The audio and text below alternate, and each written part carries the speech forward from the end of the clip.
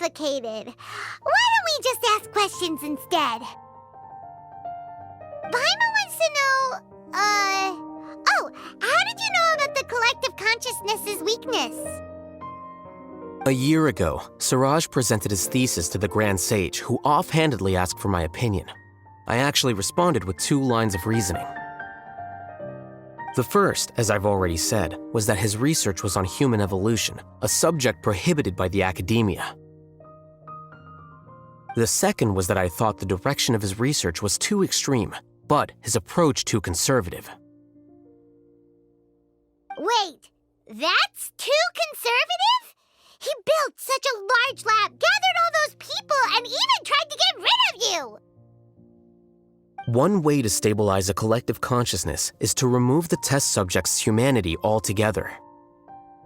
The optimal solution to achieve collective consciousness is to focus solely on the overmind and treat the other test subjects as tools. That's way too dangerous!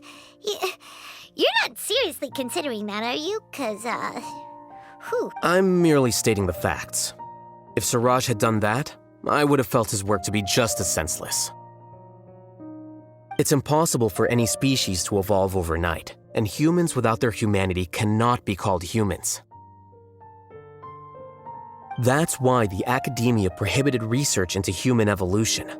Most research of this kind tends to run contrary to evolution. Huh. Paimon gets it now. Ha! That's rich coming from you. If humans aren't humans without their humanity, then you'll probably evolve into some other species in another decade, I wager. What about you? Are you going to devolve into a fungus? At least I'd be a fungus with empathy. Sorry for eavesdropping, but what happened to you guys? Are you in trouble? Sort of. We encountered a strange researcher that had it out for us. Are you all okay?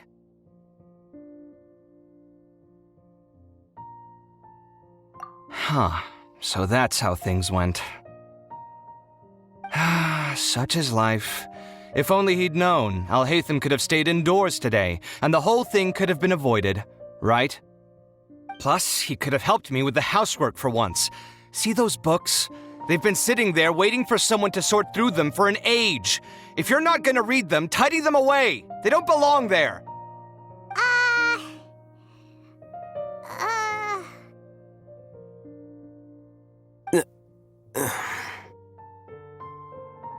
Can you feel the awkwardness in the air?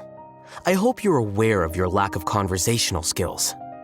Oh, so the pot's calling the kettle black, is he? Well, having said all that, are you okay?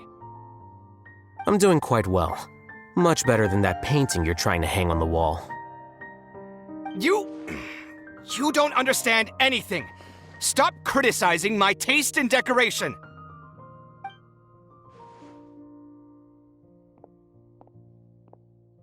Paimon can't tell which of them is more problematic. Let's just get this over with and leave. You whisper very loudly. Oh, yeah, Paimon's been told that. Do you have any more questions? Let Paimon think. Oh, by the way, the other researchers apologized to you. They hope that you can forgive them. I bear them no ill will. More accurately, I don't really care about what they think of me. To some extent, they were also fooled by Suraj. The Matra will take this into account at their trials. Ilias also said that he wanted to tell us the truth at Gandharvaville, but he didn't have the courage. He apologized to you, too. It doesn't matter. I never considered asking him to come forward with the truth. Judging from his experiences, he's more courageous than the average person. There's no need to lay even more criticism on him. Criticizing the brave only shows how weak you yourself are. I'm going for dinner in 10 minutes, so I'll field one last question. Paimon doesn't have any more questions. How about you? Oh, yeah, that's a good question. You only started investigating with the Matra at the Academia because you were interested in something, right?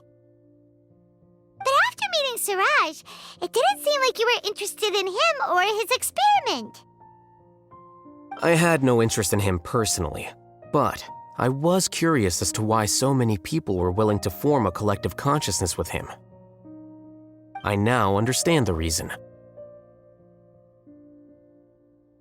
Correct. The fall of the sages and the shutdown of the Akasha terminals deeply affected the Academia.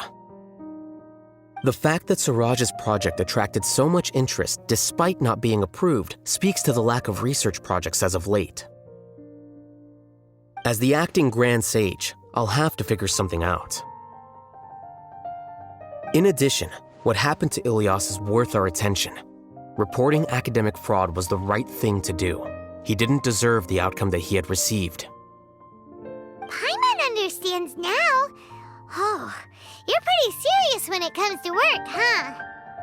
I think minimum viable seriousness is a more apt description.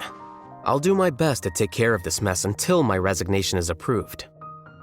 Wait, your resignation? Yes. I've already submitted my resignation to the Academia. Soon, I'll resign as the acting Grand Sage and go back to being its scribe. I don't think Suraj knew about that. If he had waited just a few more days before acting, I would have already resigned.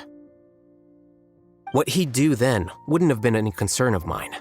However, even without my input, his unstable model would have collapsed for some other reason, so it makes no difference. But why do you want to resign? I'm not suited to be a sage, nor do I want to be one. The official process to select the new sages is already underway, but this process is long and takes far too much time. If I serve as acting Grand Sage for too long, the position might become permanent. That would be troublesome. This job isn't something I want to spend the rest of my life doing. It's important to keep your priorities straight. Well, it's about time. You too should grab some dinner as well. Oh, now that you say that, Paimon's kinda hungry. See ya! We're gonna grab some yummies! See ya.